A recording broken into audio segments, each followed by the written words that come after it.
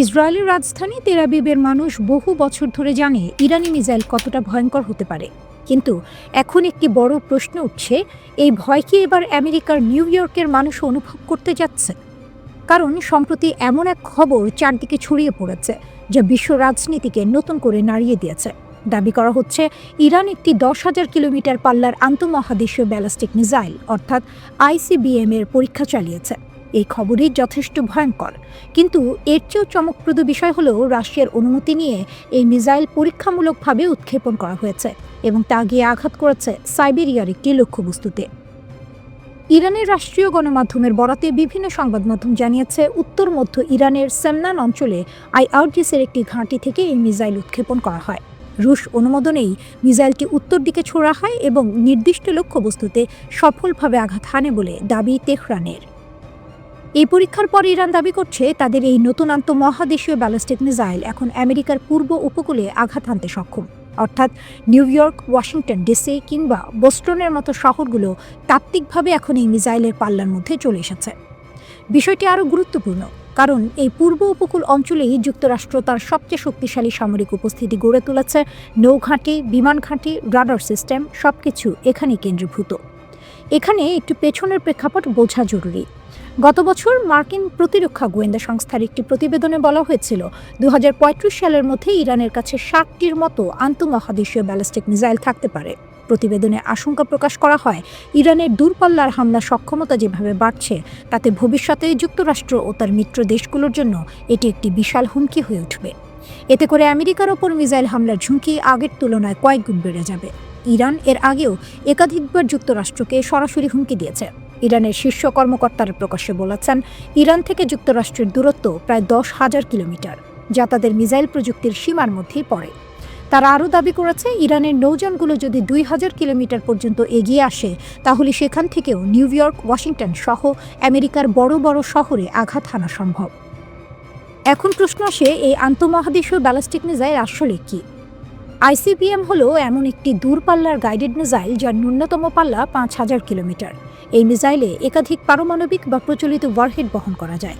আরও ভয়ঙ্কর বিষয় হলো উন্নত আইসিবিএমগুলোর পাল্লা 16,000 থেকে 18,000 কিলোমিটার পর্যন্ত হতে পারে। একবার উৎক্ষেপণ হলে এগুলো থামানো প্রায় অসম্ভব হয়ে পড়ে। এই আন্তর্জাতিক উত্তেজনার মাঝে ইরানের অভ্যন্তরীণ পরিস্থিতিও জটিল।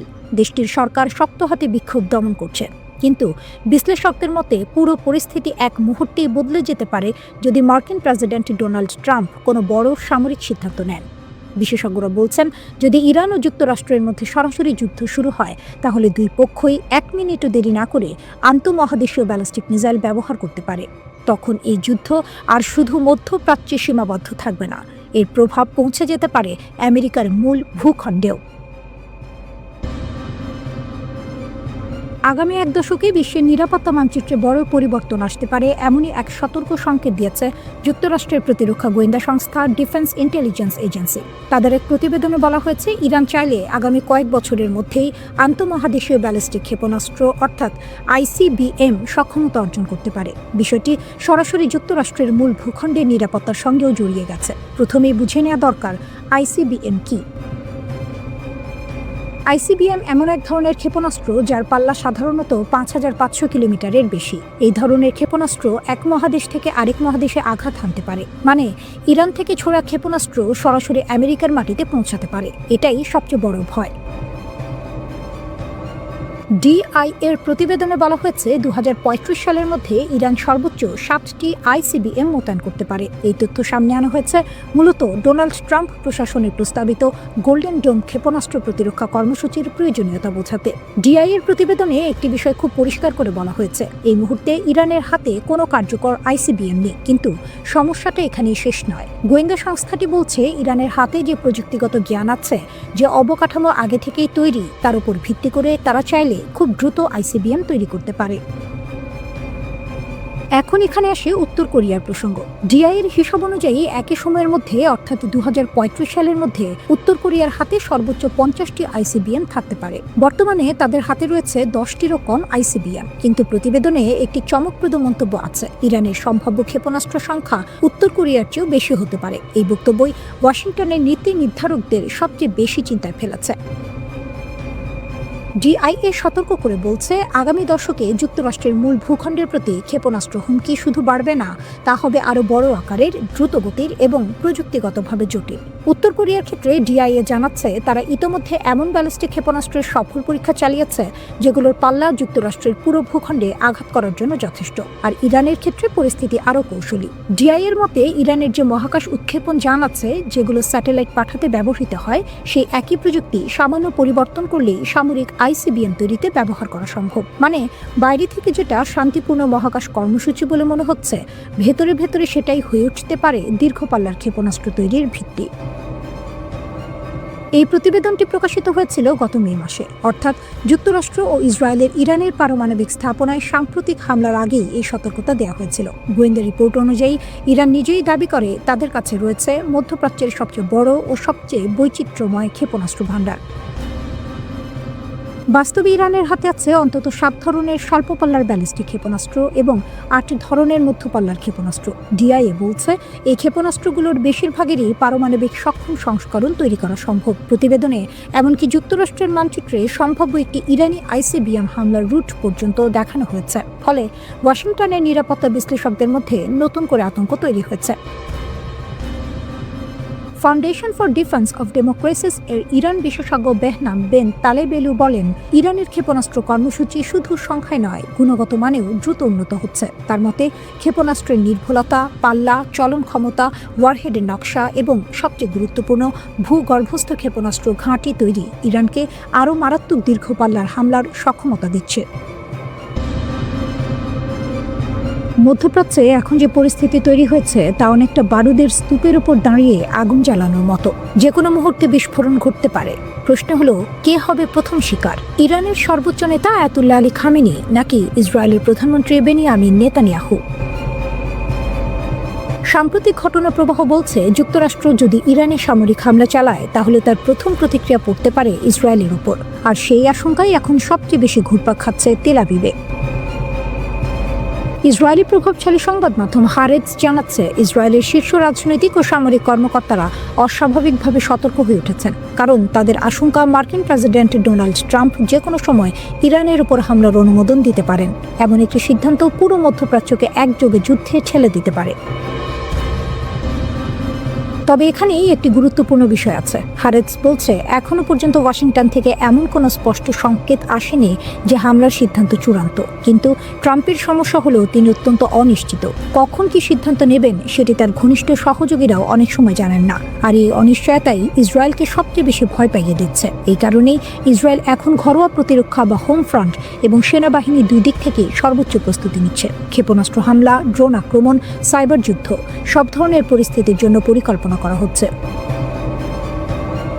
তবে ইসরায়েলি সেনাবাহিনীর ভেতরেই সবাই একমত নয় যে যুক্তরাষ্ট্র ইরানে হামলা চালালে ইরান প্রথমে ইসরায়েলকে টার্গেট করবে। বিশ্লেষকদের মতে, যদি হামলাটি সীমিত ও স্বল্পমেয়াদী হয়, তাহলে ইরান সরাসরি ইসরায়েলকে আঘাত নাও করতে পারে। কিন্তু যদি যুদ্ধ দীর্ঘ হয় বা খামেনির নেতৃত্ব সরাসরি হুমকির মুখে পড়ে, তাহলে ইসরায়েল বড় লক্ষ্যবস্তু হয়ে উঠবে।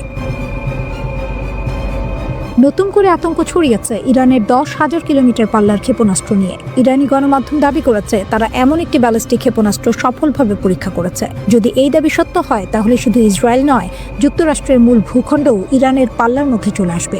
যদিও এই তথ্য এখনো স্বাধীনভাবে যাচাই হয়নি, তবুও এর কৌশলগত প্রভাব বিশাল।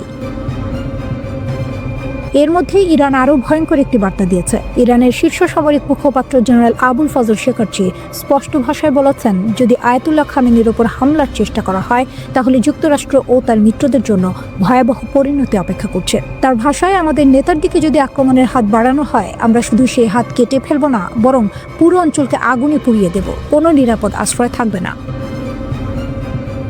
এই বক্তব্য আসে এমন এক সময় যখন মার্কিন গণমাধ্যমে গুঞ্জন চলছে, যুক্তরাষ্ট্র নাকি খামেনিকে সরানোর সম্ভাব্য পরিকল্পনা নিয়ে আলোচনা করছে। ট্রাম্প নিজেও পলিটিকোকে দেয়া সাক্ষাৎকারে বলেছেন, ইরানের নতুন নেতৃত্ব খোঁজার সময় এসেছে, যা অনেকেই সরাসরি শাসন পরিবর্তনের ইঙ্গিত হিসেবে দেখছেন। এই উত্তেজনার মধ্যে ট্রাম্প নিজেও এক অদ্ভুত নিরাপত্তা ঘটনার মুখোমুখি হন। 19 থেকে 20 জানুয়ারির রাতে সুইজারল্যান্ড যাওয়ার পথে তার বিমান হঠাৎ যান্ত্রিক ত্রুটির কারণে বদলাতে হয়। ঘটনাটি তার নিরাপত্তা টিমকে চমকে দেয়। সেদিনই তিনি ইরানকে হুঁশিয়ারি দিয়ে বলেছিলেন, যদি কোনো হত্যা চক্রান্ত হয়, তাহলে পুরো দেশ গুঁড়িয়ে দেওয়া হবে।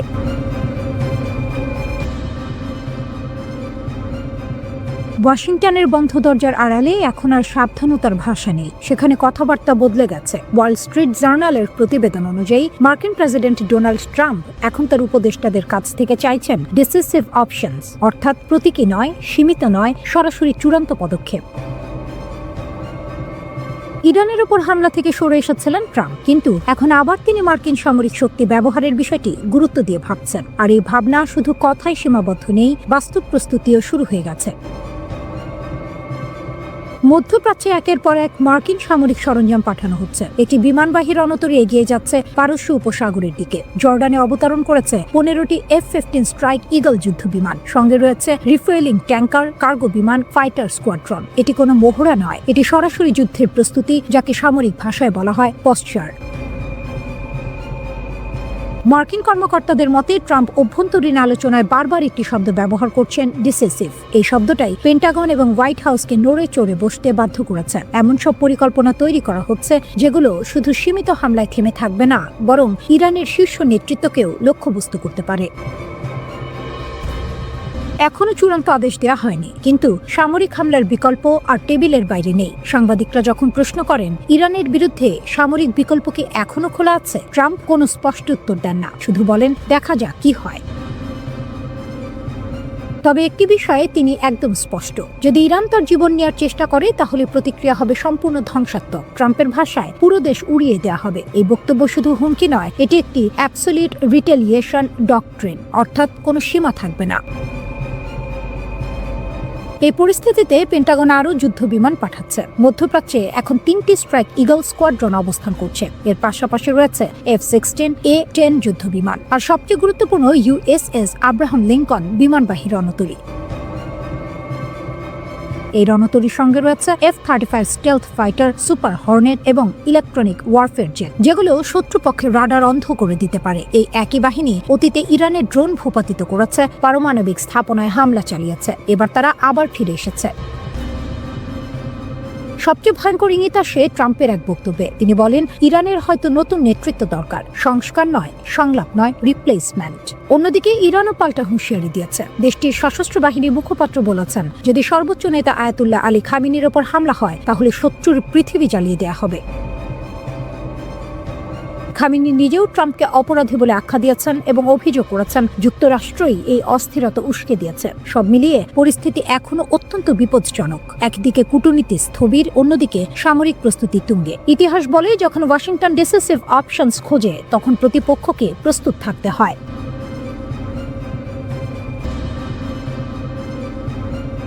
ইরানের পাশে রাশিয়া শক্ত ঢাল নাকি নীরব চাল? সামনে কি করবে যুক্তরাষ্ট্র ও ইসরায়েল?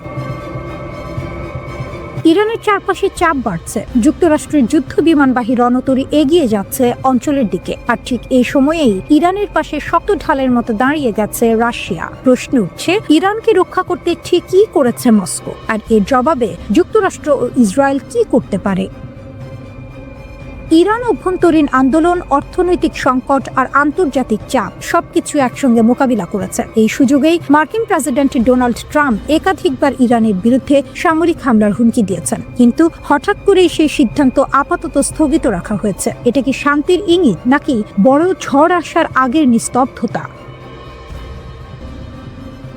এই প্রশ্ন আরো জোরালো হয় যখন যুক্তরাষ্ট্র হঠাৎ করে কাতারে অবস্থিত তাদের সবচেয়ে গুরুত্বপূর্ণ সামরিক ঘাঁটি আল উদেইদ থেকে কিছু উচ্চ পর্যায়ের কর্মকর্তাকে সরিয়ে নেয়। এই সিদ্ধান্তের পরই ইরানে উত্তেজনা ছড়িয়ে পড়ে, কারণ দীর্ঘদিন ধরে ট্রাম্প প্রশাসন ইরানের বিরুদ্ধে সরাসরি সামরিক হামলার কথা বলে আসছিল।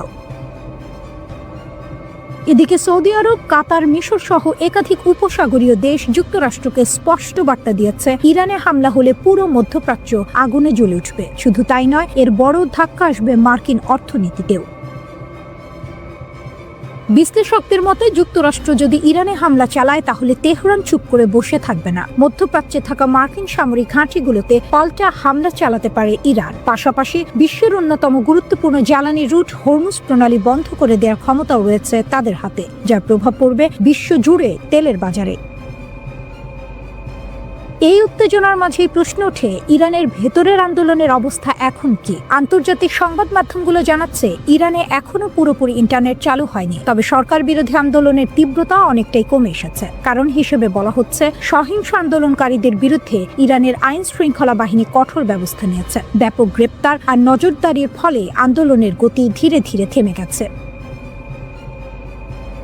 এখানেই আসে রাশিয়ার ভূমিকা। ইউক্রেন যুদ্ধে ইরান যে ড্রোন ও অন্যান্য সহযোগিতা রাশিয়াকে দিয়েছিল, সেই কথা ভুলে যাননি প্রেসিডেন্ট ভ্লাদিমির পুতিন। ইরান যখন নিজেই সংকটে পড়ে, তখন নীরব না থেকে সাহায্যের হাত বাড়িয়ে দেয় মস্কো।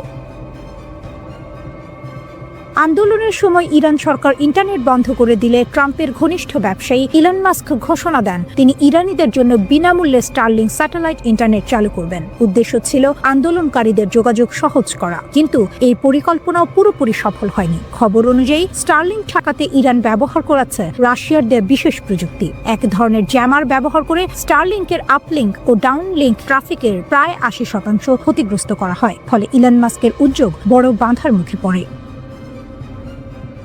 শুধু প্রযুক্তিগত সহায়তাই নয়, কূটনৈতিকভাবেও ইরানের পাশে দাঁড়িয়েছে রাশিয়া। পুতিন প্রকাশ্যে জানিয়েছে তিনি ইরানের বিরুদ্ধে যে কোনো সামরিক আগ্রাসনের বিরোধী। একই সঙ্গে যুক্তরাষ্ট্র ও ইরানের উত্তেজনা কমাতে মধ্যস্থতাকারীর ভূমিকাও নিতে প্রস্তুত তিনি। সবচেয়ে গুরুত্বপূর্ণ বিষয় হলো রাশিয়া ও ইরানের মধ্যে থাকা কৌশলগত সামরিক ও অর্থনৈতিক চুক্তি। এই চুক্তির মাধ্যমে দীর্ঘমেয়াদে ইরানকে সহায়তা দেওয়ার প্রতিশ্রুতি দিয়েছে মস্কো। আয়াতুল্লাহ আলী খামেনির নেতৃত্বাধীন ইরানের সঙ্গ থেকে সরে আসার কোনো ইঙ্গিত এখনো দেননি পুতিন। সব মিলিয়ে বলা যায়, রাশিয়া সরাসরি যুদ্ধে নামেনি, কিন্তু প্রযুক্তি, কূটনীতি ও কৌশলগত অবস্থান দিয়ে ইরানের জন্য এক ধরনের নীরব ঢাল তৈরি করেছে। একটি উত্তপ্ত আগ্নেয়গিরি, ভেতরে জমে আছে ক্ষোভ, অসন্তোষ আর রাগ। আর সেই আগুনে ঘি ঢালছে বিদেশি শক্তিগুলো, এমনটাই দাবি করছে ইরান সরকার। ইরানের সাম্প্রতিক যে আন্দোলন শুরু হয়েছে তা প্রথমে ছিল তুলনামূলক শান্তিপূর্ণ। মানুষ রাস্তায় নেমেছিল নিজেদের দাবি নিয়ে, কিন্তু সময় গড়ানোর সঙ্গে সঙ্গে সে আন্দোলন সহিংস রূপ নিতে শুরু করে। বিভিন্ন শহরে সরকারি ভবন, অবকাঠামো এবং নিরাপত্তা বাহিনীর ওপর হামলার ঘটনা ঘটে। ইরান সরকারের বক্তব্য পরিষ্কার, তাদের দাবি এই আন্দোলনকে কাজে লাগিয়ে দেশকে অস্থিতিশীল করার চেষ্টা করছে বিদেশি শত্রুরা, বিশেষ করে যুক্তরাষ্ট্র ও ইসরায়েল। ইরানের সর্বোচ্চ নেতা আয়াতুল্লাহ আলী খামেনি এই মুহূর্তে সবচেয়ে বড় চাপে আছেন। তিনি একজন কঠোর শাসক, এটা সত্য। তার শাসন ব্যবস্থায় ব্যক্তিকেন্দ্রিক ক্ষমতার প্রভাব প্রবল, কিন্তু একই সঙ্গে তিনি অভিজ্ঞ ও লড়াকু রাজনীতিবিদও। ইরানের বিপ্লব, যুদ্ধ, নিষেধাজ্ঞা সব ঝড় পেরিয়েই তিনি এখানে পৌঁছেছেন। এখন পুরো জনস্রোতের বিপরীতে দাঁড়িয়ে একাই লড়াই করছেন খামেনি। এই অবস্থায় বিক্ষোভ নিয়ন্ত্রণে নামানো হয়েছে বিশেষ নিরাপত্তা অভিযান। ইরানের আইনশৃঙ্খলা বাহিনী ফারাজা দাবি করেছে, দক্ষিণাঞ্চলীয় বন্দর নগরী বুশেহর থেকে প্রায় ৬০০টি অস্ত্র উদ্ধার করা হয়েছে। এই অস্ত্রগুলো নাকি পাচার করা হচ্ছিল রাজধানী তেহরানে। ফারাজার মতে, যদি এসব অস্ত্র তেহরানে পৌঁছাতো তাহলে বড় ধরনের নগরযুদ্ধ এবং ভয়াবহ প্রাণহানি ঘটতে পারত। এই অভিযানে অন্তত ২ জন সন্ত্রাসীকে গ্রেপ্তার করা হয়েছে বলেও জানানো হয়। একই সঙ্গে ইরানের গোয়েন্দা সংস্থাগুলো আরও একটি গুরুতর দাবি করেছে।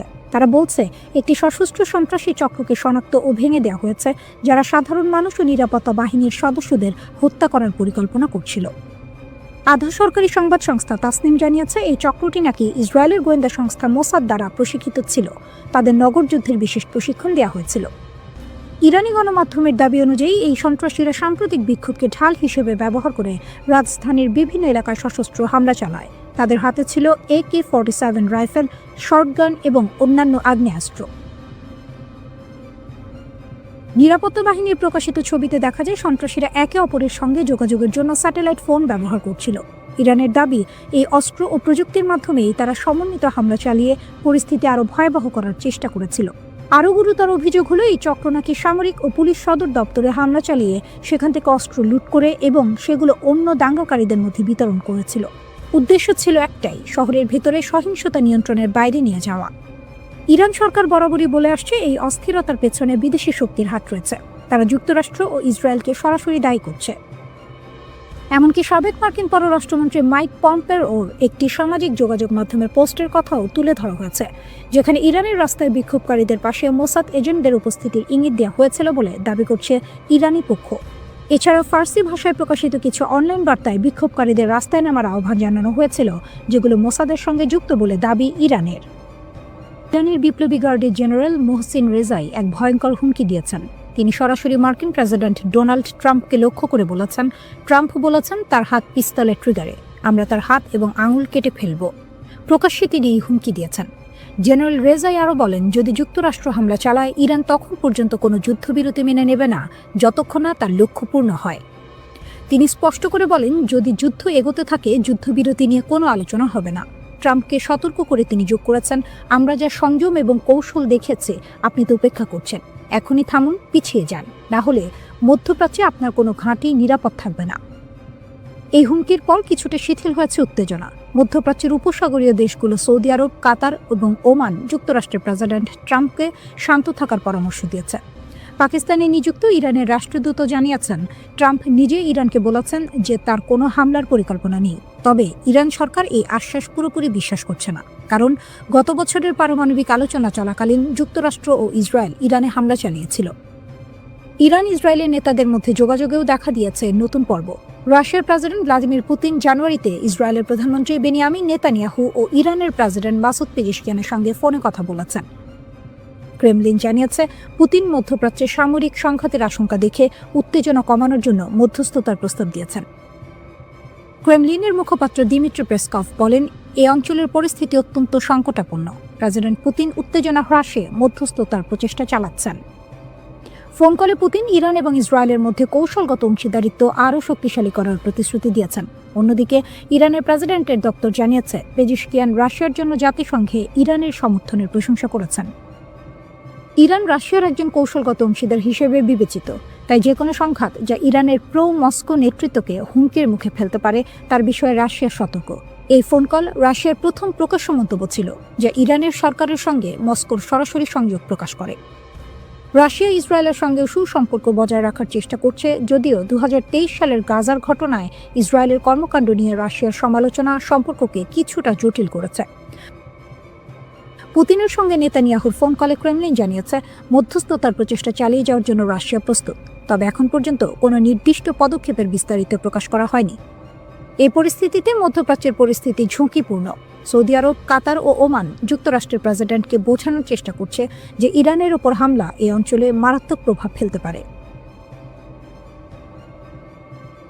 অন্যদিকে ইরান ট্রাম্পকে সতর্ক করে বলছে, যদি যুক্তরাষ্ট্র এগোতে চায় তাহলে কোনো ঘাঁটি নিরাপদ থাকবে না।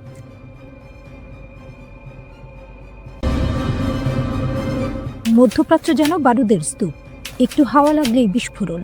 ঠিক সেই মুহূর্তে এক আঞ্চলিক শক্তি স্পষ্ট করে লাইন টেনে দিল। সেই দেশটি হল তুরস্ক। ইরানকে ঘিরে যখন উত্তেজনা চরমে, যুক্তরাষ্ট্রের প্রেসিডেন্ট ডোনাল্ড ট্রাম্প প্রকাশ্যে ইরানের বিক্ষোভকারীদের সমর্থন জানাচ্ছেন, তখন তুরস্ক বলছে, ইরানের বিরুদ্ধে কোনো সামরিক অভিযান আমরা সমর্থন করি না, একদমই না। তুরস্কের পররাষ্ট্রমন্ত্রী হাকান ফিদান সরাসরি সতর্ক করে বলেছেন, শক্তি ব্যবহার করলে সংকট কমবে না, বরং আরও গভীর হবে। তার ভাষায়, ইরানের সমস্যার সমাধান ইরানের ভেতর থেকেই আসতে হবে, বাইরে থেকে বোমা বা হুমকি দিয়ে নয়। ইরানে যদি বাইরের শক্তি সামরিক হস্তক্ষেপ করে তাহলে কি হবে? তুরস্ক বলছে, পুরো অঞ্চলটাই অস্থিতিশীল হয়ে পড়বে। হাকান ফিদান পরিষ্কার করে বলেছেন, আমরা চাই সমস্যার সমাধান হোক সংলাপের মাধ্যমে। ইরানে ব্যাপক অস্থিরতা হলে সেটা এই অঞ্চলের সহ্য ক্ষমতার বাইরে চলে যাবে, তাই আমরা কূটনৈতিক চেষ্টা চালিয়ে যাব। যুক্তরাষ্ট্র ও ইরান মধ্যস্থতাকারী হোক বা সরাসরি আলোচনায় নিজেদের মধ্যে বিষয়টা মেটা। এই বক্তব্যটা খুব গুরুত্বপূর্ণ, কারণ তুরস্ক শুধু মুখে মুখে নয়, বাস্তব কূটনীতিতেও মধ্যস্থতার ভূমিকা নিতে চায়। অন্যদিকে তেহরানও চুপ নেই। ইরানের পররাষ্ট্রমন্ত্রী আব্বাস আরাকচি জাতিসংঘে চিঠি দিয়ে বলেছেন, ইরানের অভ্যন্তরীণ বিষয়ে যে কোনো বিদেশি হস্তক্ষেপ তারা প্রত্যাখ্যান করে। তার দাবি, শান্তিপূর্ণ বিক্ষোভকে বাইরে থেকে নাশকতার দিকে ঠেলে দেওয়া হচ্ছে। তিনি যুক্তরাষ্ট্রের মানবাধিকার বিষয়ক বক্তব্যেরও কড়া সমালোচনা করেছেন। ইরানের বার্তা স্পষ্ট, দেশের সার্বভৌমত্ব ও সীমান্ত রক্ষায় তারা কোনো ছাড় দেবে না। এই উত্তেজনার মধ্যেই আরেকটি নীরব কিন্তু গুরুত্বপূর্ণ ঘটনা ঘটেছে। একসময়ের চরম প্রতিদ্বন্দ্বী ইরান ও সৌদি আরব আঞ্চলিক নিরাপত্তা নিয়ে আলোচনা করছে। দুই দেশের পররাষ্ট্রমন্ত্রীদের বৈঠক ইঙ্গিত দিচ্ছে, মধ্যপ্রাচ্যের রাজনীতিতে নতুন সমীকরণ তৈরি হচ্ছে। চীন প্রকাশ্যে যুক্তরাষ্ট্রের সমালোচনা করেছে।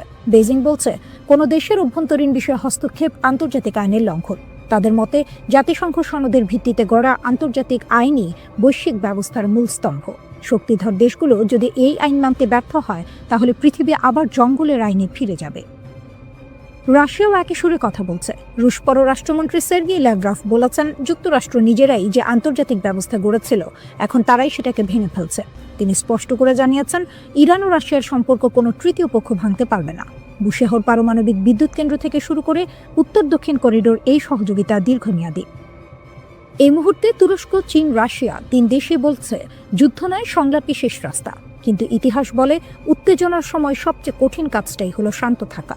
এদিকে ইরানে হামলার হুমকির মধ্যে মধ্যপ্রাচ্যে বিমানবাহী রণতরী পাঠাচ্ছে যুক্তরাষ্ট্র। মার্কিন প্রতিরক্ষা দপ্তর পেন্টাগনের নির্দেশে বিমানবাহী রণতরী USS আব্রাহাম লিঙ্কন এবং এর সঙ্গে থাকা স্ট্রাইক গ্রুপ দক্ষিণ চীন সাগর থেকে মধ্যপ্রাচ্যের দিকে যাত্রা শুরু করেছে। যুক্তরাষ্ট্র এর সম্প্রচার মাধ্যম নিউজ নেশনের এক প্রতিবেদনে এই কথা বলা হয়েছে। ভেনেজুয়েলায় অভিযানের কারণে বর্তমানে মধ্যপ্রাচ্য বা ইউরোপে যুক্তরাষ্ট্রের বিমানবাহী কোনো রণতরী মোতায়েন নেই। এমন সময়েই যুক্তরাষ্ট্র মধ্যপ্রাচ্যে বিমানবাহী রণতরী পাঠাচ্ছে। ওয়াল স্ট্রিট জার্নালের প্রতিবেদনে বলা হয়েছে, বর্তমানে ক্যারিবীয় অঞ্চলে যুক্তরাষ্ট্রের 12টি যুদ্ধজাহাজ মোতায়েন করা হয়েছে, আর বর্তমানে মধ্যপ্রাচ্যে দেশটির যুদ্ধজাহাজ রয়েছে 6টি। ইরান এখন রুদ্ধশ্বাস এক সন্ধিক্ষণে দাঁড়িয়ে। রাস্তায় আগুন, স্লোগান, ভাঙচুর। আবার সেই রাস্তাতেই বিপরীত চিত্র, হাজার হাজার মানুষ রাষ্ট্রের পতাকা হাতে নেমে এসেছে সরকার ও সর্বোচ্চ নেতার পক্ষে। দেশ জুড়ে চলমান বিক্ষোভের মধ্যে ইরান কার্যত 2 ধারায় বিভক্ত।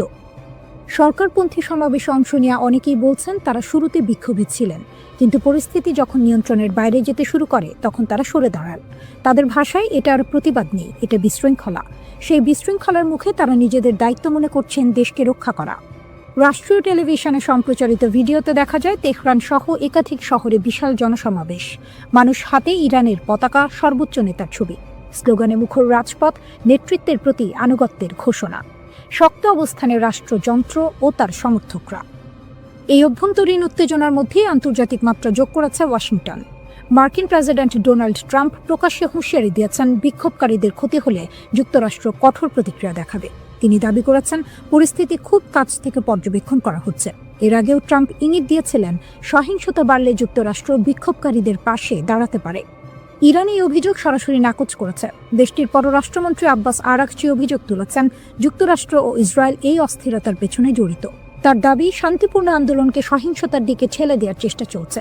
একই সুরে কথা বলেছেন প্রভাবশালী রাজনীতিক আলী লারিজানিও। তাদের বক্তব্য, ভিতরের দুর্বলতাকে কাজে লাগিয়ে দেশকে অস্থিতিশীল করার চেষ্টা হচ্ছে। সর্বোচ্চ নেতা আয়াতুল্লাহ আলী খামেনি এক বিরল ভাষণে কঠোর অবস্থান স্পষ্ট করেছেন। তিনি বলেছেন, রাষ্ট্র ধ্বংসের চেষ্টা সহ্য করা হবে না। তার ভাষায়, ইসলামী প্রজাতন্ত্র ত্যাগের উপর দাঁড়িয়ে আছে এবং প্রয়োজন হলে নিজেকে রক্ষায় শক্তি প্রয়োগ করবে। সরকারি সূত্র জানায়, নিরাপত্তা বাহিনী ইতোমধ্যে ব্যাপক ধরপাকড় শুরু করেছে। শত শত মানুষ আটক, বিপুল অস্ত্র উদ্ধারের দাবিও করা হয়েছে। এই পরিস্থিতিতে ট্রাম্পের একটি সামাজিক যোগাযোগ মাধ্যম পোস্ট নতুন করে উত্তেজনা বাড়িয়েছে। সেখানে তিনি লিখেছেন, ইরান হয়তো আগে কখনো এত কাছ থেকে স্বাধীনতাকে দেখেনি। তিনি বলেন, যুক্তরাষ্ট্র সাহায্য করতে প্রস্তুত। কী ধরনের সাহায্য তা স্পষ্ট নয়, কিন্তু তেহরানের কাছে এটি স্পষ্ট বার্তা, বিদেশি হস্তক্ষেপের ইঙ্গিত। বিক্ষোভ যখন টানা 2য় সপ্তাহে, তখন সর্বোচ্চ নেতা সরাসরি ট্রাম্পকে আক্রমণ করেছেন। তিনি তাকে অহংকারী আখ্যা দিয়ে বলেছেন, তার হাতে ইরানিদের রক্ত লেগে আছে। তিনি সতর্ক করেন, ইতিহাস বলে ক্ষমতার শীর্ষেই অনেক শাসকের পতন ঘটে। ইরানের রাষ্ট্রীয় গণমাধ্যমে দাবি করা হচ্ছে, বিদেশি শক্তির মদদে পরিকল্পিত অস্থিরতা তৈরি করা হয়েছে। তাসনিম নিউজ জানিয়েছে, 200 জনের বেশি সন্ত্রাসী সংগঠক আটক হয়েছে। গ্রেনেড থেকে শুরু করে আগ্নেয়াস্ত্র, বড় ধরনের অস্ত্রভাণ্ডার উদ্ধারের কথাও বলা হয়েছে। এর ফলে বিক্ষোভের তীব্রতা কমেছে। IRGC-কে সর্বোচ্চ সতর্কতায় রাখা হয়েছে। সাধারণ সেনাবাহিনীর বদলে এই বাহিনীর ওপরই ভরসা করছেন সর্বোচ্চ নেতা, কারণ তাদের আনুগত্য প্রশ্নাতীত। একই সঙ্গে সক্রিয় করা হয়েছে ভূগর্ভস্থ ক্ষেপণাস্ত্র ঘাঁটি। বার্তা স্পষ্ট, ইরান প্রস্তুত 2 দিকেই। ভিতরের এক দিকেই সর্বনাশ। ইরান যেভাবে ইসরায়েলিদের জালে ফাঁসালো, একটা বেনামি মেসেজ, একটা টেলিগ্রাম লিঙ্ক আর লোভনীয় অর্থের হাতছানি, এভাবেই ইরান ইসরায়েলের মাটিতে তাদের গুপ্তচর বৃত্তির জাল বিছিয়েছিল। আপাত দৃষ্টিতে নিরীহ ছোট ছোট কাজ দিয়ে শুরু, যা শেষ পর্যন্ত ইসরায়েলের জন্য বিশাল এক মাথা ব্যথার কারণ হয়ে দাঁড়িয়েছিল। কিন্তু আসল চমকটা লুকিয়ে ছিল অন্য কোথাও। 2024 সালের এপ্রিলে ইসরায়েলে ইরানের প্রথম ক্ষেপণাস্ত্র হামলার পর 30 জনেরও বেশি ইসরায়েলিকে ইরানি গোয়েন্দা সংস্থার সাথে কাজ করার অভিযোগে অভিযুক্ত করা হয়। এদের বেশিরভাগেরই গল্পটা প্রায় একই রকম। অজানা নম্বর থেকে আসা একটা মেসেজ, যেখানে সামান্য তথ্যের জন্য বা ছোটখাটো কাজের জন্য মোটা অঙ্কের টাকার প্রস্তাব। প্রথম দিকে কাজগুলো ছিল সহজ, যেমন কোনো পার্কের নির্দিষ্ট স্থানে কালো ব্যাগ পুঁতে রাখা হয়েছে কিনা তা পরীক্ষা করা। এর জন্য মিলত প্রায় $1000। এরপর যখন লোভের পাল্লা ভারী হতে শুরু করলো, তখন এলো আরও বিপজ্জনক কাজের প্রস্তাব। আদালতের নথি থেকে জানা যায়, গত 1 বছর ধরে ইরানের এই গুপ্তচর বৃত্তির চেষ্টা খুব একটা ফলপ্রসূ হয়নি। তারা ইসরায়েলের উচ্চপদস্থ কর্মকর্তাদের হত্যা করার যে আকাঙ্ক্ষা করেছিল তা পূরণ করতে পারেনি। তবে তাদের কৌশল ছিল মারাত্মক কার্যকর। এত বেশি ইসরায়েলি সাধারণ অভিযান চালাতে রাজি ছিল যে কৌশলগতভাবে গুরুত্বপূর্ণ স্থানগুলির তথ্য সংগ্রহের জন্য গুপ্তচর বৃত্তি অভিযান সফল হতে পারত, যা পরবর্তীতে ইরানি ব্যালিস্টিক ক্ষেপণাস্ত্রের লক্ষ্যবস্তুতে পরিণত হতো। যোগাযোগের পদ্ধতি ছিল বেশ সহজবোধ্য। একটি টেক্সট মেসেজ, যার প্রেরক নিজেকে সংবাদ সংস্থা হিসেবে পরিচয় দিত।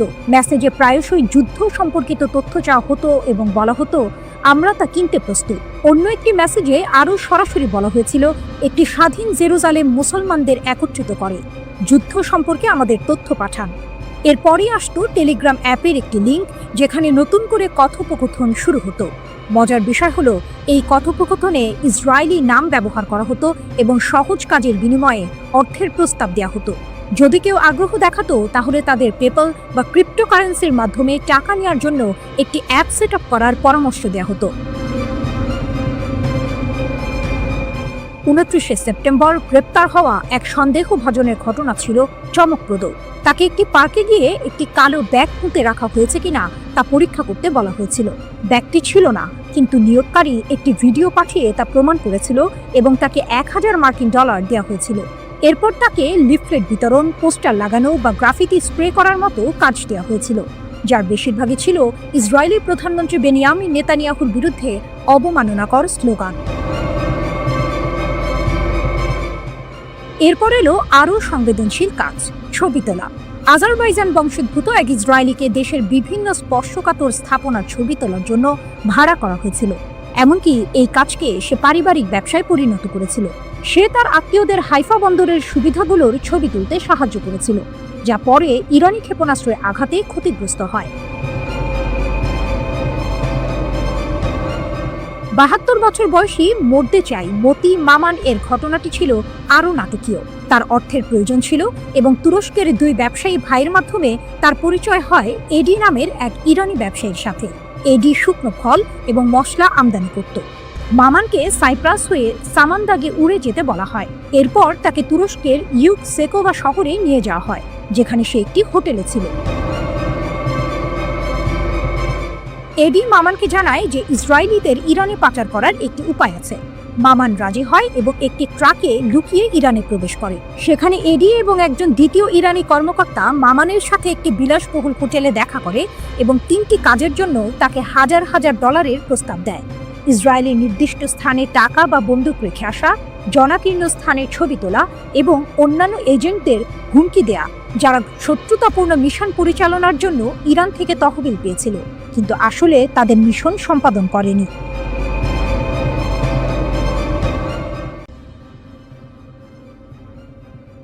ইসরায়েলের সামরিক ঘাঁটিতে ইরানের ভয়াবহ আঘাত, স্যাটেলাইট তথ্যে চাঞ্চল্যকর মোড়। দীর্ঘ 12 দিনের সংঘাত শেষে ইসরায়েল দাবি করেছিল ইরানের ছোড়া প্রায় 84% ক্ষেপণাস্ত্রই প্রতিহত করা হয়েছে, কিন্তু স্যাটেলাইট চিত্র যেন ভিন্ন গল্প বলছে। টেলিগ্রামের এক প্রতিবেদন অনুযায়ী ওরেগন স্টেট ইউনিভার্সিটির গবেষকদের বিশ্লেষণ করা স্যাটেলাইট চিত্র থেকে জানা গেছে, গত মাসে ইরান অন্তত 5টি ইসরায়েলি সামরিক স্থাপনায় সফলভাবে আঘাত হেনেছে। এর মধ্যে রয়েছে উত্তর, মধ্য ও দক্ষিণ ইসরায়েলের গুরুত্বপূর্ণ লক্ষ্যবস্তু, এমনকি একটি গোয়েন্দা তথ্য সংগ্রহ কেন্দ্র এবং একটি লজিস্টিক ঘাঁটিও। রাডার স্যাটেলাইট ডেটা, লুকানো সত্যের উন্মোচন। এক চাঞ্চল্যকর তথ্য উঠে এসেছে রাডার স্যাটেলাইট ডেটার ভিত্তিতে। এই ডেটা ক্ষেপণাস্ত্র হামলার সাথে সামঞ্জস্যপূর্ণ বিস্ফোরণের ক্ষয়ক্ষতি স্পষ্টভাবে চিহ্নিত করেছে। ইসরায়েলি সামরিক বাহিনী কঠোর সেন্সরশিপ আইনের কারণে এই হামলার তথ্য আগে প্রকাশ করেনি। এমনকি যোগাযোগ করা হলে ইসরায়েলি সেনাবাহিনী এই বিষয়ে কোনো মন্তব্য করতে অস্বীকৃতি জানিয়েছে। ইসরায়েলি সামরিক সেন্সরশিপ আইন সক্রিয় সংঘাতের সময় সংবেদনশীল নিরাপত্তা তথ্য প্রকাশে কঠোর বিধিনিষেধ আরোপ করে, যা এই গোপনীয়তার মূল কারণ। বিমান প্রতিরক্ষা ব্যবস্থার দুর্বলতা, কৌশলগত বিপর্যয়। টেলিগ্রাফের প্রতিবেদন আরও বলছে, সংঘাতের প্রথম ৮ দিনে ইরানের ক্রমবর্ধমান সংখ্যক ক্ষেপণাস্ত্র ইসরায়েলের বহুল আলোচিত বিমান প্রতিরক্ষা ব্যবস্থায় সফলভাবে প্রবেশ করেছে। বিশ্লেষকরা মনে করছেন, সীমিত ইন্টারসেপ্টর ক্ষেপণাস্ত্র সরবরাহ, ইরানের আরও উন্নত প্রযুক্তি অথবা আক্রমণ কৌশলের পরিবর্তনের কারণে এটি ঘটেছে। ইরান ইসরায়েলের বিমান প্রতিরক্ষা ব্যবস্থাকে পরাজিত করার জন্য এক অভিনব কৌশল ব্যবহার করেছে, ড্রোন এবং ক্ষেপণাস্ত্র হামলা। এই কৌশল অনুযায়ী আত্মঘাতী ড্রোনগুলো প্রথমে নিক্ষেপ করা হয়, যা ইসরায়েলি প্রতিরক্ষা ব্যবস্থাকে ব্যস্ত ও বিভ্রান্ত করে তোলে। যখন প্রতিরক্ষা ব্যবস্থা ড্রোনগুলোকে প্রতিহত করতে ব্যস্ত থাকে, তখন মূল ক্ষেপণাস্ত্রগুলো সফলভাবে লক্ষ্যবস্তুতে আঘাত হানে। নাম প্রকাশ না করার শর্তে টেলিগ্রাফকে একজন জ্যেষ্ঠ ইরানি কর্মকর্তা বলেছেন, এই ড্রোন ব্যবহার ছিল ইসরায়েলি প্রতিরক্ষা ব্যবস্থাকে পরাস্ত করার একটি ইচ্ছাকৃত কৌশল। ড্রোন নিক্ষেপের মূল লক্ষ্য হল তাদের সিস্টেমগুলোকে ব্যস্ত রাখা, ওই কর্মকর্তা বলেন। সংঘাতের অপ্রত্যাশিত বাঁক, ইরানের প্রতিশোধ ও মার্কিন যুক্তরাষ্ট্রের হস্তক্ষেপ। 13 জুন ইসরায়েলি সরকার ইরানের বিরুদ্ধে বেআইনি আগ্রাসন শুরু করে, যার ফলে অনেক জ্যেষ্ঠ কমান্ডার, পারমাণবিক বিজ্ঞানী এবং সাধারণ নাগরিক নিহত হন। এর প্রতিক্রিয়ায় ইরান 24 ঘন্টারও কম সময়ের মধ্যে ক্ষেপণাস্ত্র ও ড্রোন হামলা চালিয়ে প্রতিশোধ নেয়। এরপর ট্রু প্রমিস 3 এর অধীনে ধারাবাহিক প্রতিশোধমূলক অভিযান চালানো হয়। যুদ্ধ আরও তীব্র হয় যখন 22 জুন মার্কিন যুক্তরাষ্ট্র ইসরায়েলের পক্ষে যুদ্ধে প্রবেশ করে। মার্কিন বোমারু বিমান আন্তর্জাতিক আইন লঙ্ঘন করে 3টি ইরানি পারমাণবিক স্থাপনায় আঘাত হানে। এর জবাবে ইরান আত্মরক্ষার জন্য কাতারের আল উদেইদ বিমান ঘাঁটিতে ক্ষেপণাস্ত্র হামলা চালায়, যা পশ্চিম এশিয়ার বৃহত্তম মার্কিন সামরিক বিমান ঘাঁটি। অবশেষে যুদ্ধবিধ্বস্ত ইসরায়েলি সরকার 24 জুন একতরফাভাবে একটি যুদ্ধবিরতি চুক্তি মেনে নিতে বাধ্য হয়।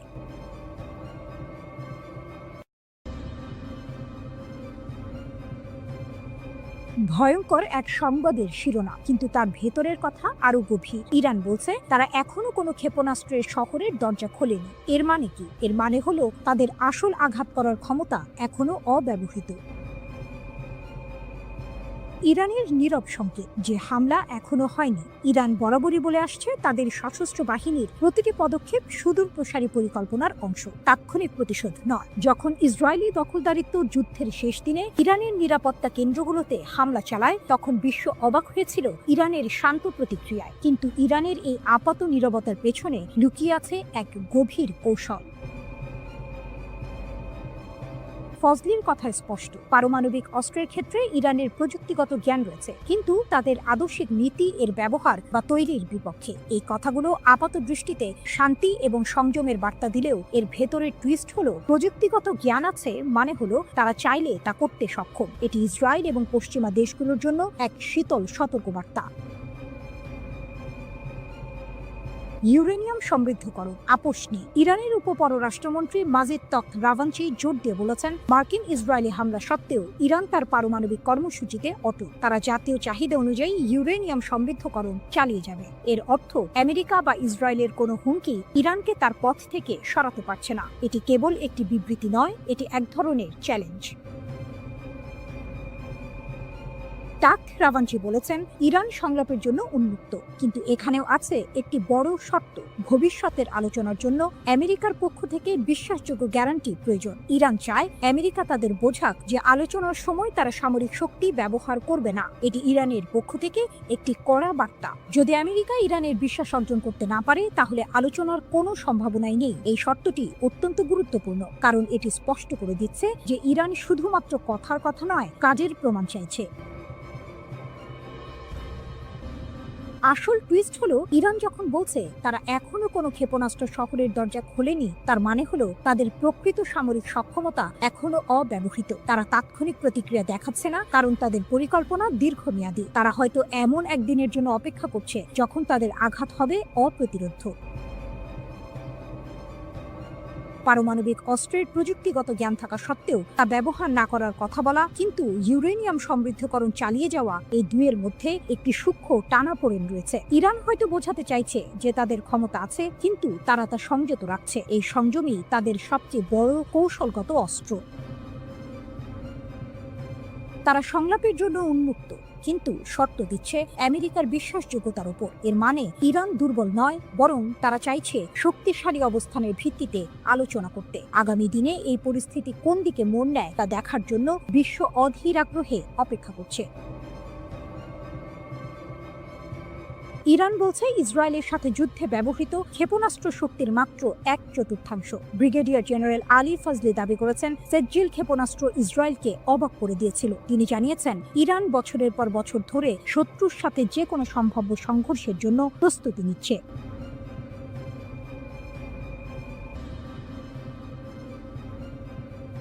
ইসরায়েলের কপালে চিন্তার ভাঁজ। ইরান নাকি এবার ধ্বংসাত্মক আর অভূতপূর্ব জবাব দেবে। ইরানের নতুন হুঁশিয়ারি। ইসরায়েলের কপালে কি আছে? মধ্যপ্রাচ্যের রাজনীতিতে আবারও উত্তাপ ছড়িয়েছে।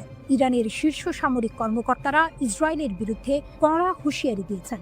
ভবিষ্যতে কোনো আগ্রাসন চালালে ইরান নাকি জোরালোভাবে লড়াই করবে। তাদের কথা শুনে মনে হচ্ছে এবার পরিস্থিতি আরও গুরুতর হতে চলেছে। ইরানের শীর্ষ সামরিক কমান্ডার মেজর জেনারেল আমির হাতামি জোর দিয়ে বলেছেন যে ইরানের সেনাবাহিনী যে কোনো আগ্রাসনের বিরুদ্ধে কঠিন লড়াই করবে এবং নিজেদের সার্বভৌমত্ব রক্ষা করবে। তিনি গর্ব করে বলেছেন, ইসরায়েলি আগ্রাসনের বিরুদ্ধে ইরানের বিমান প্রতিরক্ষা সফলভাবে প্রতিরোধ করেছে। এমনকি তিনি দাবি করেছেন, ইরানি জনগণ এবং সশস্ত্র বাহিনী আক্রমণের মুখে ঐক্যবদ্ধ ছিল এবং তাদের লক্ষ্য থেকে কখনো পিছপা হয়নি। এই দাবি যদি সত্যি হয়, তাহলে ইসরায়েলের জন্য এটা একটা বড় দুশ্চিন্তার কারণ হতে পারে। ধ্বংসাত্মক ও অভূতপূর্ব প্রতিশোধের হুমকি। আইআরজিসি এর মুখপাত্র ব্রিগেডিয়ার জেনারেল আলী মোহাম্মদ নাইনি আরও এক ধাপ এগিয়ে সতর্ক করেছেন, ভবিষ্যতে যে কোনো হুমকির ক্ষেত্রে ইরান ধ্বংসাত্মক এবং অভূতপূর্ব প্রতিক্রিয়া জানাবে। তার মানে কি? এতদিন যা দেখেছি তা কিছুই নয়। ইরান কি সত্যিই এমন কিছু করে দেখাবে যা বিশ্ব আগে কখনো দেখেনি? যুক্তরাষ্ট্রের হামলা যুদ্ধের গতি বদলেছে কি?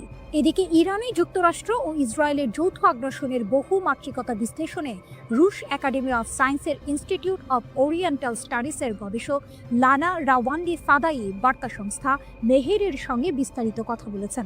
রুশ বিশ্লেষকের মতে, পারমাণবিক স্থাপনায় মার্কিন হামলা ছিল মূলত সাজানো নাটক। পশ্চিমা মিডিয়ায় তা রীতিমতো ন্যায়কোচিতভাবে স্থাপিত হয়, তবে বাস্তবে এর সামরিক রাজনৈতিক প্রভাব তেমন ছিল না। এটি ছিল হয়তো একটি থিয়েট্রিক্যাল গ্র্যান্ড ফিনালে, যা সংঘাত গরম হয়ে ওঠার আগে একটি সুন্দর সমাপ্তি এনে দেয়। শেষ পর্যন্ত উভয় পক্ষ যুদ্ধবিরতিতে সম্মত হলো কেন? রাওয়ান্দি বলেন, হামলা পাল্টা হামলায় উভয় পক্ষই প্রচণ্ড ক্ষতিগ্রস্ত হচ্ছিল। ইসরায়েল মার্কিন সহায়তায় আকাশ প্রতিরক্ষা বজায় রাখলেও ইরানের ক্ষেপণাস্ত্র হামলা প্রতিহত করা যাচ্ছিল না। তাদের ক্ষেপণাস্ত্র ও সামরিক সরঞ্জামের ঘাটতি ক্রমেই স্পষ্ট হচ্ছিল। এর মাঝে ইরানের হরমুজ প্রণালী বন্ধের হুমকি ও ইয়েমেনি হুথিদের যুক্তরাষ্ট্রের বিরুদ্ধে চুক্তি বাতিল যুদ্ধকে আরও বিস্তৃত করে ফেলতে পারত। এই ঝুঁকি ট্রাম্প প্রশাসনকে একটি দ্রুত সমাপ্তি চাওয়ার দিকে ঠেলে দেয়। এছাড়া রাশিয়া, চীন, কাতার, তুরস্ক, আজারবাইজান সহ একাধিক দেশ কূটনৈতিক চাপ সৃষ্টি করে। ইরানের প্রতিশোধমূলক ক্ষেপণাস্ত্র হামলায় তেল আবিবের দক্ষিণে রিহোবেদ শহরে ইসরায়েলের বিখ্যাত সামরিক সংশ্লিষ্ট গবেষণাগার বাইসমান ইনস্টিটিউট অফ সায়েন্স পুরোপুরি ধ্বংস হয়ে গেছে। ইরানের সরকারি টেলিভিশন চ্যানেল প্রেস টিভির এক প্রতিবেদনে এর বিস্তারিত তুলে ধরা হয়েছে। এতে বলা হয়েছে, সামরিক শিল্প কমপ্লেক্সের সঙ্গে নিবিড়ভাবে যুক্ত ইসরায়েলি শাসন ব্যবস্থার বৈজ্ঞানিক ও সামরিক গবেষণার মূল ভিত্তি হিসেবে গড়ে ওঠা এই প্রতিষ্ঠানটি এখন কার্যত অচল ও বিধ্বস্ত। ইসরায়েলি সংবাদ মাধ্যমের তথ্য অনুসারে ইরানের সুনির্দিষ্ট এই হামলাকে ভুল করে আক্রমণ হিসেবে দেখা হচ্ছে না, বরং এর লক্ষ্য ছিল পদার্থবিদ্যা, বায়োটেকনোলজি ও কৃত্রিম বুদ্ধিমত্তা সহ সামরিক গবেষণার গুরুত্বপূর্ণ এই কেন্দ্রটিকে গুঁড়িয়ে দেয়া।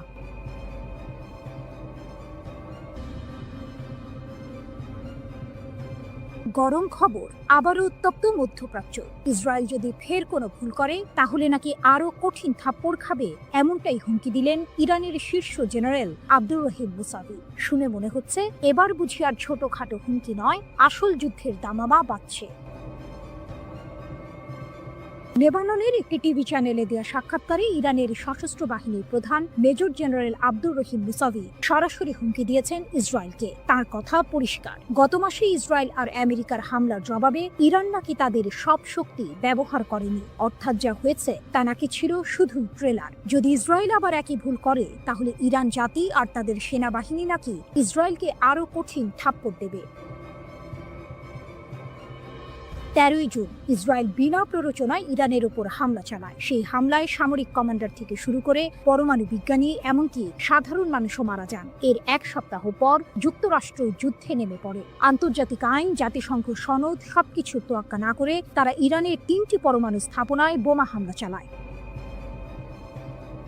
যখন ইসরায়েল আর যুক্তরাষ্ট্র হামলা চালাচ্ছে তখন কি ইরান চুপচাপ বসেছিল? মোটেও না। প্রতিশোধ হিসেবে ইরানের সশস্ত্র বাহিনী ইসরায়েলের দখলে থাকা কৌশলগত স্থাপনাগুলোতে আঘাত হানে। এখানেই শেষ নয়, পশ্চিম এশিয়ার সবচেয়ে বড় মার্কিন সামরিক ঘাঁটি কাতারের আল উদেইদ মার্কিন ঘাঁটিকেও তারা টার্গেট করে। এটা শুনে নিশ্চয়ই অনেকেই অবাক হচ্ছেন।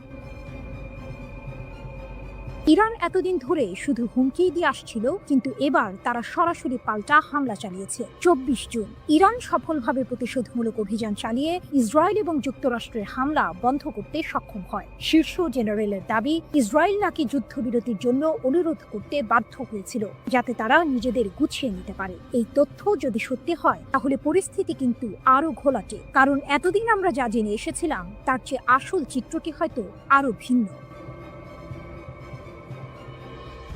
যুক্তরাষ্ট্রের প্রত্যক্ষ সমর্থনেই মূলত ইরানে হামলা চালায় যুদ্ধবাজ ইসরায়েল। তবে পরের দিকে এই আগ্রাসন প্রবল প্রতিরোধের মুখে পড়ে এবং শেষ পর্যন্ত আন্তর্জাতিক কূটনীতির মাধ্যমে একটি যুদ্ধবিরতিতে পৌঁছায়।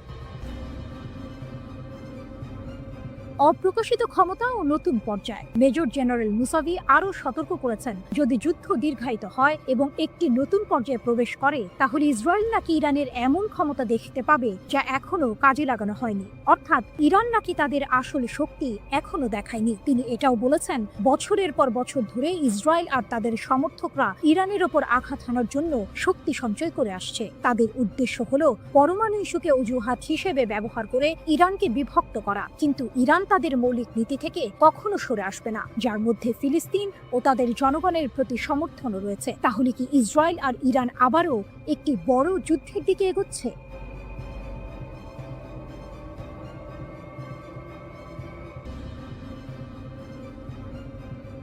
ইরান স্পষ্ট জানিয়ে দিয়েছে, ইসরায়েলের সঙ্গে তাদের পরবর্তী সংঘাত হবে চূড়ান্ত সংঘর্ষ। রাশিয়ার সংবাদ মাধ্যম আরটিকে দেয়া এক সাক্ষাৎকারে ইরানের একটি সূত্র এই তথ্য নিশ্চিত করেছে। এই ঘোষণা মধ্যপ্রাচ্যে নতুন করে উত্তেজনার পারদ চড়িয়ে দিয়েছে, কারণ ইরান বিশ্বাস করে তারা এখন ইসরায়েলের দুর্বলতা সম্পর্কে ওয়াকিবহাল এবং তাদের হাতে এমন উন্নত ক্ষেপণাস্ত্র রয়েছে যা ইসরায়েলের আকাশ প্রতিরক্ষা ব্যবস্থাকে সহজেই ভেদ করতে পারে। গত 13ই জুন ইসরায়েল ইরানের ওপর হামলা চালায়। ইহুদিবাদী দেশটির দাবি ছিল তেহরান পারমাণবিক বোমা তৈরির শেষ পর্যায়ে পৌঁছে গেছে। এই হামলায় ইরানের পারমাণবিক ও সামরিক স্থাপনাগুলো ক্ষতিগ্রস্ত হয়, শত শত মানুষ এবং পারমাণবিক কর্মসূচির সঙ্গে জড়িত বেশ কয়েকজন উচ্চ পদস্থ সামরিক কর্মকর্তা ও বিজ্ঞানী নিহত হন। এরপর 22 জুন যুক্তরাষ্ট্র ইরানের 3টি পারমাণবিক স্থাপনায় হামলা চালায়, যার মধ্যে ছিল নাতানজ ও ফোর্দোর ইউরেনিয়াম সমৃদ্ধকরণ কেন্দ্র। তেহরান অবশ্য বরাবরই সামরিক উদ্দেশ্যে পারমাণবিক কর্মসূচি পরিচালনার অভিযোগ অস্বীকার করে আসছে। পাল্টা জবাব হিসেবে ইরান কামিকাজে ড্রোন ও ক্ষেপণাস্ত্র হামলা চালায়, যা সরাসরি ইসরায়েল ও কাতারে অবস্থিত যুক্তরাষ্ট্রের আল উদেইদ বিমান ঘাঁটিতে আঘাত হানে। 12 দিনব্যাপী এই সংঘাত শেষ হয় যুক্তরাষ্ট্রের মধ্যস্থতায় হওয়া এক যুদ্ধবিরতির মাধ্যমে, যা এখনো কার্যকর রয়েছে। ইসরায়েলের দুর্বলতা উন্মোচিত। আরটিকে দেওয়া মন্তব্যে তেহরানের সূত্রটি জানায়, সাম্প্রতিক উত্তেজনার সময় ইরান ইসরায়েলি শাসনের দুর্বলতা শনাক্ত করতে পেরেছে। এটি একটি চাঞ্চল্যকর দাবি যা ইসরায়েলের প্রতিরক্ষা সক্ষমতা নিয়ে প্রশ্ন তুলেছে। সূত্রটি আরও দাবি করে যে ইরানের কাছে এখনো নতুন প্রজন্মের হাজার হাজার ক্ষেপণাস্ত্র রয়েছে এবং যুদ্ধ শুরু হলে প্রতিদিন অন্তত কয়েকশো ক্ষেপণাস্ত্র ইসরায়েলের দিকে ছোঁড়া হবে। যদি এই দাবি সত্য হয় তাহলে ইসরায়েলের আকাশ প্রতিরক্ষা ব্যবস্থার জন্য এটি এক বিশাল চ্যালেঞ্জ হবে। এমনকি উন্নত আয়রন ডোমও এত সংখ্যক ক্ষেপণাস্ত্র মোকাবিলায় কতটা সফল হবে তা নিয়ে সন্দেহ থেকেই যায়। এই সংঘাতের জন্য ইরান শুধু সামরিকভাবেই প্রস্তুত নয়, বরং অভ্যন্তরীণ সমর্থনও পাচ্ছে বলে দাবি করা হয়েছে। সূত্রটি জানায়, দেশের জনগণ এবং প্রবাসী ইরানিদের কাছ থেকে সরকার অভূতপূর্ব সামাজিক সমর্থন পাচ্ছে। এটি নিঃসন্দেহে তেহরানের আত্মবিশ্বাস বাড়াচ্ছে। যদিও ইরান জানে যে যে কোনো সংঘাতে যুক্তরাষ্ট্র ইসরায়েলের পাশে দাঁড়াবে, তবুও তেহরান এই চ্যালেঞ্জ মোকাবিলা করতে প্রস্তুত বলেও উল্লেখ করা হয়েছে। খামেনির দাবি ও ট্রাম্পের হুঁশিয়ারি। ইরানের সর্বোচ্চ নেতা আয়াতুল্লাহ আলী খামেনি তার সামরিক জবাবের বিষয়ে বলেন, ইসরায়েলি রাষ্ট্র কার্যত ধ্বংসপ্রাপ্ত ও নিষ্ক্রিয় হয়ে পড়েছিল। তার মতে, যুক্তরাষ্ট্রের হস্তক্ষেপ না হলে ইহুদিবাদী শাসন পুরোপুরি ধ্বংস হয়ে যেত। এটি ইরানের পক্ষ থেকে একটি বড় সড় দাবি, যা ইসরায়েলের সামরিক সক্ষমতা নিয়ে গুরুতর প্রশ্ন তৈরি করে। অন্যদিকে যুক্তরাষ্ট্রের প্রেসিডেন্ট ডোনাল্ড ট্রাম্প হুঁশিয়ারি দিয়ে বলেছেন, তেহরান যদি পারমাণবিক কর্মসূচি চালিয়ে যায় বলে যুক্তরাষ্ট্র বিশ্বাস করে, তাহলে আরও হামলা চালানো হবে। ইসরায়েলের প্রধানমন্ত্রী বেনিয়ামিন নেতানিয়াহু ইরানের বিরুদ্ধে আরও হামলার সম্ভাবনা উড়িয়ে দেননি।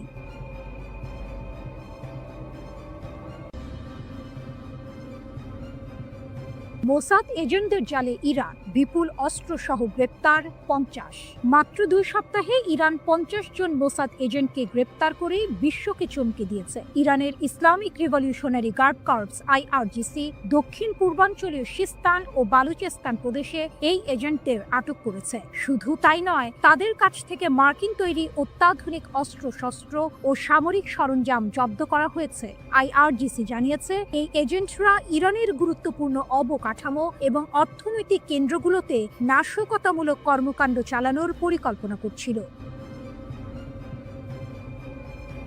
অস্ত্র পাচারের বিশাল চেষ্টা ব্যর্থ, 22,000 গুলিসহ আটক 3। এই ঘটনার পাশাপাশি ইরানের পশ্চিম লোরেস্তান প্রদেশের পুলিশ সামরিক গোলা বারুদের একটি বিশাল পাচার চক্র ভেঙে দিয়েছে। পোল-ই-দোখতার শহরে একটি অভিযানে 22,000-এরও বেশি কালাশনিকভ গুলি জব্দ করা হয়েছে এবং 3 জন সন্দেহভাজনকে গ্রেপ্তার করা হয়েছে। লোরেস্তানের পুলিশ প্রধান ব্রিগেডিয়ার জেনারেল ইয়াহিয়া এলাহি জানিয়েছেন, পুলিশ গোয়েন্দা ইউনিটগুলো একটি মহাসড়কে 2টি গাড়ির সন্দেহজনক কার্যকলাপ লক্ষ্য করে এই অভিযান শুরু করে। পাচারকারীরা পালিয়ে যাওয়ার চেষ্টা করলেও পুলিশ গুলি চালিয়ে তাদের গাড়ি নিষ্ক্রিয় করে এবং সফলভাবে তাদের আটক করে। ধারণা করা হচ্ছে, এই গোলাবারুদ ইরানের পশ্চিমাঞ্চল থেকে লোড করে দেশের দক্ষিণাঞ্চলে পাচারের উদ্দেশ্যে ছিল, যা একটি বৃহত্তর অস্ত্র পাচার নেটওয়ার্কের অংশ। ইসরায়েলের ষড়যন্ত্র নসর, অভ্যন্তরীণ নিরাপত্তা জোরদার। 13 জুন ইরানে ইসরায়েলি হামলার পর থেকে ইরান তাদের অভ্যন্তরীণ নিরাপত্তা জোরদার করেছে এবং বিভিন্ন প্রদেশে গুপ্তচরদের বিরুদ্ধে কঠোর ব্যবস্থা নিচ্ছে। ইরানের বিচার বিভাগের মুখপাত্র আসগর জাহাঙ্গীর ঘোষণা করেছেন, ইসরায়েলি শত্রু ভাবাপন্ন কর্মী এবং গুপ্তচরদের একটি নেটওয়ার্কের মাধ্যমে ইরানের অভ্যন্তরীণ নিরাপত্তাকে ক্ষতিগ্রস্ত করার চেষ্টা করছিল। তাদের লক্ষ্য ছিল সামরিক হামলার পাশাপাশি দেশে বিশৃঙ্খলা ও নাশকতামূলক কর্মকাণ্ড চালানো। জাহাঙ্গীর দৃঢ়তার সাথে বলেছেন যে বিচার বিভাগীয় এবং নিরাপত্তা সংস্থাগুলোর সিদ্ধান্তমূলক পদক্ষেপের কারণে এই সমস্ত ষড়যন্ত্র ব্যর্থ করা হয়েছে। তিনি আরও জানান, বিশ্বাসঘাতকদের বিচার করতে এবং ইসরায়েলের সাথে যুক্ত ভার্চুয়াল অ্যাকাউন্টগুলো ট্র্যাক করার জন্য প্রদেশগুলোতে বিশেষ বিচার বিভাগীয় শাখা খোলা হয়েছে। 12 দিন ধরে চলা সংঘাতে শত শত যুদ্ধ বিমান, সশস্ত্র ড্রোন ও ক্ষেপণাস্ত্র ব্যবহার করে ইরানে হামলা চালিয়েছে ইসরায়েলি সেনাবাহিনী। তবে এই সংঘাতে ইসরায়েলকে সবচেয়ে বেশি সাফল্য এনে দিয়েছে অভিনব একটি কৌশল, আর তা হলো গোপনে ইরানের অভ্যন্তরে ঢুকে সেখান থেকে বিভিন্ন অভিযান পরিচালনা,